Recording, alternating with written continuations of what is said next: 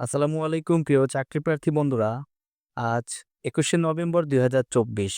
প্রতিদিনের প্রকাশিত বিভিন্ন দৈনিক পত্রপত্রিকা থেকে সংরক্ষিত আমাদের আজকের কারেন্ট অ্যাফেয়ার্স। গতকালকের কারেন্ট অ্যাফেয়ার্সে প্রশ্ন ছিল আপনাদের জন্য, বাংলাদেশের দীর্ঘতম গাছের নাম কি? বাংলাদেশের দীর্ঘতম গাছের নাম হচ্ছে বইমাল গাছ।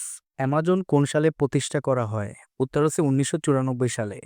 ভারতের প্রথম এবং একমাত্র নারী প্রধানমন্ত্রীকে? উত্তর হচ্ছে ইন্দিরা গান্ধী।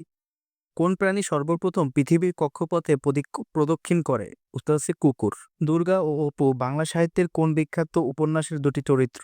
উত্তর হচ্ছে পথের পাঁচালী। অন্তর্বর্তীকালীন সরকার গঠিত নারী বিষয়ক সংস্কার কমিশনের প্রধানকে? উত্তর হচ্ছে শিরিন পারভীন হক।